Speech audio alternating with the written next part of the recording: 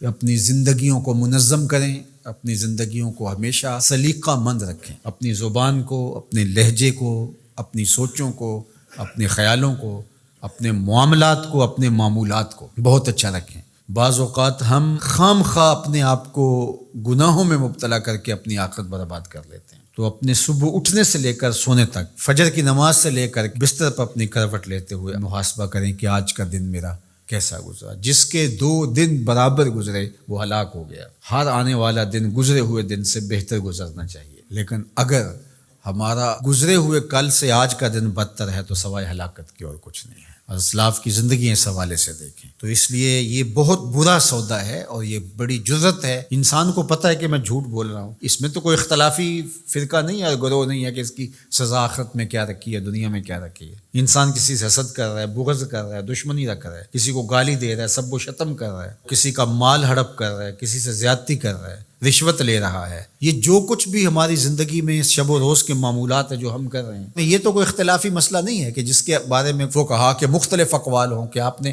اس فرقے پہ اور اس گروہ پہ اور اس مسلک پہ بات کر لی کہ نہیں ہمارے مسلک میں یہ جائز ہے۔ جھوٹ تو ہر مسلک میں ناجائز ہے، ہر الہامی غیر الہامی مذہب میں ناجائز ہے۔ اسی طرح رشوت کھانا، سود کھانا، شراب پینا، نظروں کی ناپاکیزگی اور اپنی زندگی کے جو دیگر امور بد ہیں، اس میں تو کوئی اختلاف نہیں ہے۔ اپنا وقت برباد کرنا، نمازیں چھوڑنا، لوگوں کو ایذا دینا، تکلیفیں دینا، ہمارا دین تو اس قدر حساس ہے لوگوں کے خیال رکھنے کے حوالے سے کہ لہسن اور پیاز کھا کر کے مسجد میں آنے سے روکا گیا ہے کہ تمہارے منہ سے نکلتی ہوئی سمیل کو سونگھ کر کے کسی کو تکلیف نہ ہو، کسی کو اذیت نہ پہنچے۔ وہ اس قدر حساس ہے۔ حضرت انس بن مالک آتے تھے تو چونکہ وہ جنہوں نے حضور کو نہیں دیکھا تھا تو وہ ان کا ہاتھ پکڑ کے چوم لیتے تھے کہ آپ نے حضور کو دیکھا، تو وہ اپنے ہاتھ کو خوشبو لگا کے آتے تھے کہ لوگ میرا ہاتھ حضور کی نسبت سے چومتے ہیں، تو ان کو اس کا احساس ہونا چاہیے۔ یعنی یہاں تک ہمارا دین ہے۔ تو آج میں اور آپ ایک دوسرے کے لیے باعث اذیت جب بن جاتے ہیں،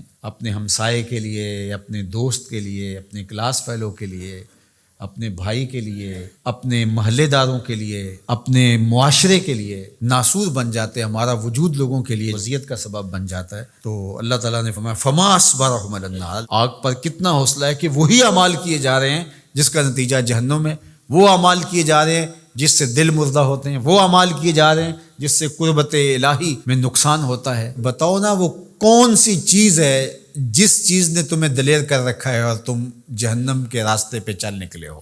وہ دولت ہے، حسن ہے، جوانی ہے، اقتدار ہے۔ وہ چیز کیا ہے جس چیز پہ تم ناز کر کے اپنے رب سے دور ہو کے جہنم کا ایندھن بننے کے لیے تیار ہو گئے؟ کتنا حوصلہ ہے لوگوں کا، کتنی ڈٹائی سے کہہ دیتے ہیں یہ جہاں میٹھا اگلا کس نے ڈٹا۔ کوئی کہتا کوئی بات نہیں، کر لو جو کرنا، آخرت میں توبہ کر لیں گے۔ توبہ کی امید پر گناہ کا کرنا یا ڈٹائی کے ساتھ گناہ پہ گناہ کیے جانا، اپنی بدعمالیوں کی کوئی توجیہ کر لینا، مختلف شیطان کے فریب ہیں، مکر ہیں، وہ آپ کو مختلف طرح سے پھانس لیتا ہے، ہم اس کی کوئی توجیہ کر لیتے ہیں، اس کی کوئی صورت گری کر لیتے ہیں۔ مطلب کیا؟ جب اللہ کی کتاب سے ہم انحراف کریں گے تو اللہ توفیقات خیر سلب کر لے گا۔ یہ جو لعنت کا لفظ آپ نے سنا، تو لعنت کا کیا مطلب ہے؟ لعنت کا مطلب ہے کہ رحمتوں سے محروم کر دیا جانا۔ عرب کہتے ہیں جب وہ اپنی اولاد سے ناراض ہو جائیں یا کسی سے ناراض ہو جائیں بڑا، تو وہ کہتا ہے کہ میں تمہارے لیے دعا نہیں کروں گا، تم میری دعاؤں سے آج کے بعد محروم ہو گئے ہو۔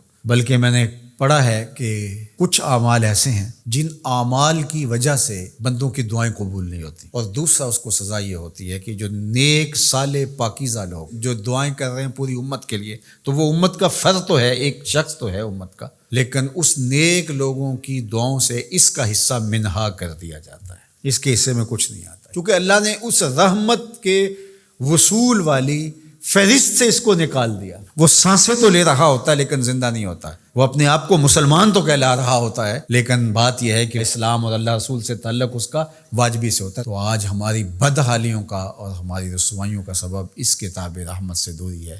اللہ کتاب رحمت سے جڑنے کی توفیق دے۔